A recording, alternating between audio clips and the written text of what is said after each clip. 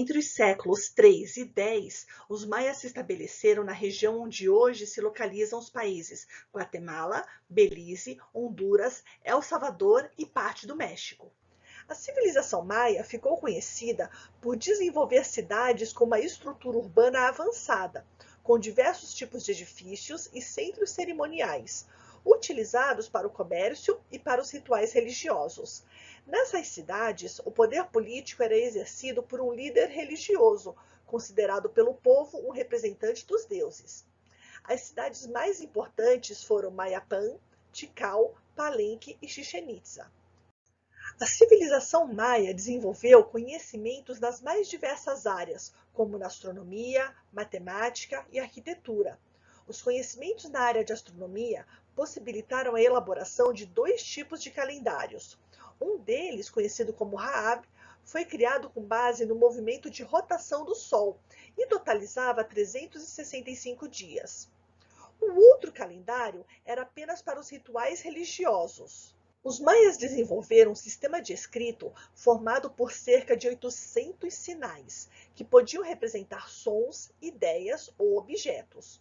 Além de ter a função de comunicar, a escrita maia possuía um caráter sagrado.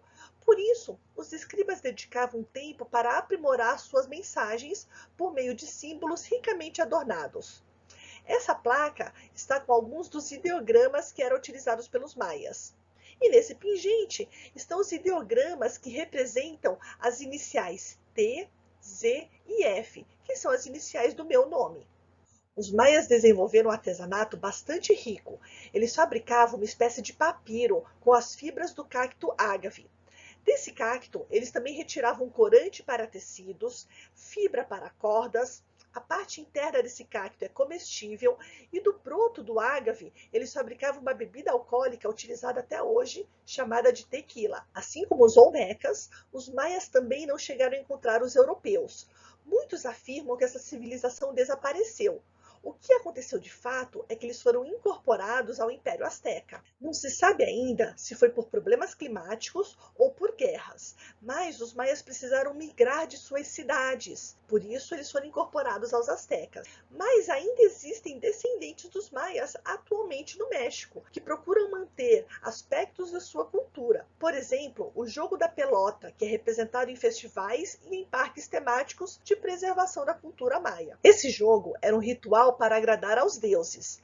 A bola era impulsionada com os ombros e quadris, e o objetivo era fazê-la passar por um aro de pedra que ficava posicionado na lateral do estádio. O público ficava acima do local de jogo. Em alguns sítios arqueológicos foram encontradas oficinas de confecção dos aros de pedra para o jogo da pelota. O sítio arqueológico da foto é um parque temático em Cancún, no México. Nesses parques, descendentes dos antigos maias fazem representações de danças folclóricas, se vestem como os deuses dos antigos maias, usam roupas tradicionais, como uma forma de preservar sua cultura, preservar a história e também gerar emprego. Como o jogo da pelota era uma forma de agradar aos deuses, o time perdedor era sacrificado nos altares que ficavam no alto dos templos.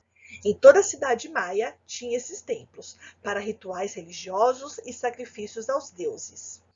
Os maias tinham uma tecnologia construtiva muito desenvolvida. Suas cidades deixaram vestígios riquíssimos que estão preservados apesar do tempo e das intempéries. Em vários locais, essas edificações foram destruídas pelos espanhóis, mas nas localidades que essas construções estão intactas, atualmente vem se desenvolvendo um importante trabalho de preservação e restauração.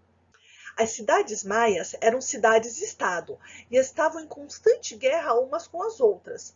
Nas cidades maias litorâneas, uma estrutura bastante interessante eram os túneis subterrâneos, usados como estratégia de fuga ou de ataque pela retaguarda. Em caso da cidade ser sitiada, a população poderia fugir por esses rios ou túneis subterrâneos, e os soldados poderiam cercar o inimigo.